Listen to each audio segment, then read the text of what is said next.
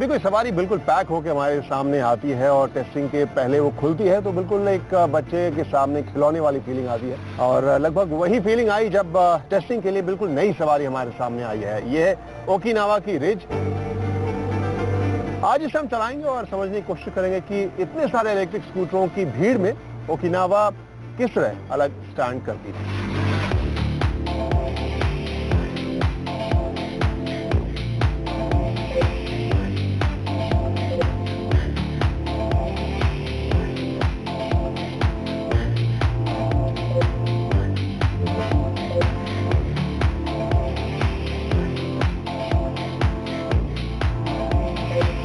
तो इस Okinawa ridge में क्या कुछ फीचर्स आपको देखने को मिलेंगे वो हम एक बार नजर डालते हैं। यहाँ मैंने इसे ऑन किया और मुझे स्पीडोमीटर नजर आ रहा है, ओडोमीटर नजर आ रहा है, बैटरी चार्ज का सिग्नल यहाँ पर आप देख सकते हैं, और इंडिकेटर के लिए आप दोनों तरफ यहाँ इशारा देख सकते हैं। वहीं इस चाबी को मैं एंटी क्लॉकवाइज घुमाता हूँ और ये सीट खुल जाती है, और यहाँ पर चार्जर तो दिख ही रहा है आपको, जहाँ एक चार्ज में कंपनी दावा कर रही है कि लगभग 80 से 90 किलोमीटर जाती है। ये आप इसके बिजली की सप्लाई यानी इलेक्ट्रिक सप्लाई के सर्किट ब्रेकर को देख रहे हैं। इसको मैंने ऑन कर दिया है और इसके बाद तो इसे आप चला के जा ही सकते हैं, लेकिन यहाँ पर इस रिमोट का क्या फंक्शन है वो मैं आपको एक बार बताता हूँ। जैसे अगर आप रिमोट से ही इसे ऑन कर सकते हैं इस बाइक को, और ये स्टार्ट हो गई। तो अब इस रिमोट के फंक्शन को मैं आपको बताऊँ। यहाँ अगर इग्निशन के साइन को मैं 2 बार दबाता हूँ तो ये बाइक स्टार्ट हो जाती है, और उसके बाद आप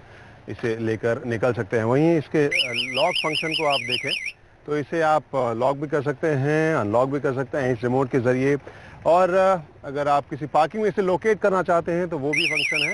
ये आवाज़ इस घंटी की आवाज़ से आप, या इस घंटी के निशान से आपको इसके लोकेशन का पता चल जाएगा। लेकिन आपने इसे लॉक किया, कोई इसे लेकर जा रहा है तो इसके पहिए के मोबाइल होने पर भी अलार्म बजने लगता है, और न सिर्फ अलार्म बजने लगता है कि आगे जाकर इसका पहिया लॉक भी हो जाता है। तो सुरक्षित बनाने की कोशिश की गई है, और ये फीचर ऐसा है जो मुझे लगता है कि इस तरह के ग्राहकों के जो आम यूज़र हैं उनके डेली यूज़ के लिए काफ़ी प्रैक्टिकल चीज़ है, जिस तरह की ये सवारी है।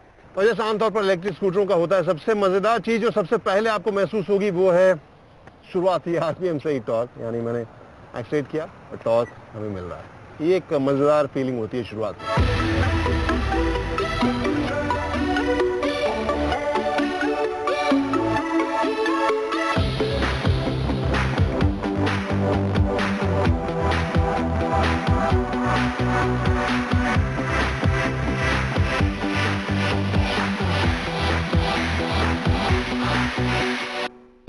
तो सबसे पहले तो इसके नाम के बारे में आपसे बात कर लूं। नाम इसका ओकिनावा है, तो जिसे सुनकर लगेगा कि ये कोई जापानी कंपनी है, लेकिन दरअसल हिंदुस्तानी कंपनी है। मैंने भी वही सवाल किया था कि क्या ये जापानी कंपनी है, तो जवाब मिला ये हिंदुस्तानी कंपनी है, और इसका पूरा हिस्सा है, सारे जो हिस्से हैं वो हिंदुस्तान में ही तैयार हुए हैं। तो यहाँ से अब बात हम आगे शुरू करते हैं। 2015 से शुरू हुआ है इनका जो सिलसिला, इस कंपनी के प्रोडक्शन का सिलसिला, और कई और प्रोडक्ट्स पर काम कर रही है, लेकिन कंपनी ने बताया कि फिलहाल यही एक सवारी है जिसे वो प्रोडक्शन में ला चुकी है। एनसीआर में, दिल्ली एनसीआर में लगभग 24 इनके डीलरशिप है, और इससे आगे कहानी कहाँ जाती है वो भी देखते हैं।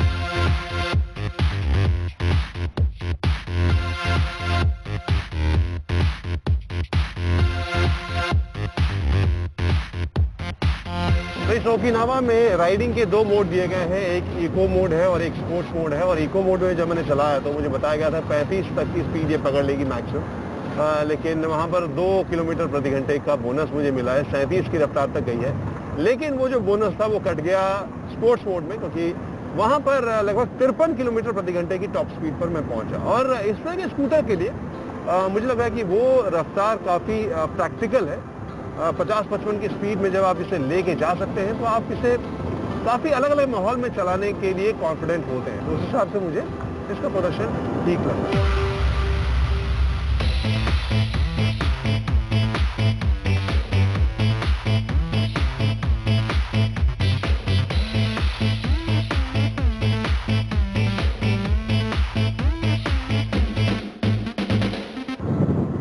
तो इसकी राइड के बारे में अगर मैं कहूँ तो जैसा हमने इलेक्ट्रिक बाइक से बहुत सारी में देखा है, जो बॉडी होती है थोड़ी सी हल्की होती है और बैटरी का वजन कहीं ना कहीं उस पर हावी सा महसूस होता है, तो बहुत ज़्यादा संतुलन उससे महसूस नहीं होता। उसके अलावा जो सस्पेंशन होता है वो भी काफ़ी बेसिक सा मैंने अभी तक का एक्सपीरियंस किया। तो यहाँ पर एक चीज़ मुझे ज़रूर शुरुआती राइड में लगी कि जो पिछला सस्पेंशन है उसके ऊपर अच्छा काम किया गया, जिससे ये आरामदेह भी लगती है। यानी जो राइडिंग की जो फील है उससे बहुत ज़्यादा कॉम्प्रोमाइज़ करने की ज़रूरत नहीं है। आम स्कूटरेट जैसे ही इसकी राइडिंग फील आपको महसूस होगी। रफ्तार तो वैसी नहीं होगी, लेकिन जो सस्पेंशन और हैंडलिंग है उस हिसाब से मुझे काफ़ी कंपेरेबल या उसकी बराबरी वाली मुझे ज़रूर ये लग रही है।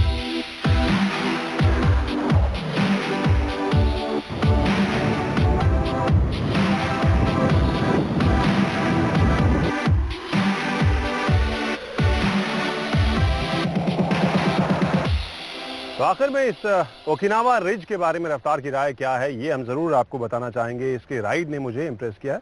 अच्छी हल्की सी मज़ेदार सवारी मुझे लग रही है। फीचर्स भी इस सेगमेंट के लिए आपको जिस तरह से चाहिए वो देखने को मिल रहे हैं। फिनिश भी जिस कीमत में आ रही है उस हिसाब से आपको संतोषजनक लगेगा। बहुत ज़्यादा प्रीमियम या रिफाइंड आप इसके डैश को नहीं देखेंगे, लेकिन जिस सेगमेंट में आ रही है उस हिसाब से आपको ये अच्छी भी लगेगी और साफ़ सुथरी बनावट वाली लगेगी। जगह आपको इसमें काफ़ी दिया गया है, तो प्रैक्टिकलिटी के हिसाब से भी अच्छी सवारी है। लेकिन इलेक्ट्रिक सवारियों में अगर हम बात करें तो ग्राहकों में सबसे बड़ा जो कंसर्न है अभी तक वो रिलायबिलिटी का ही रहा है।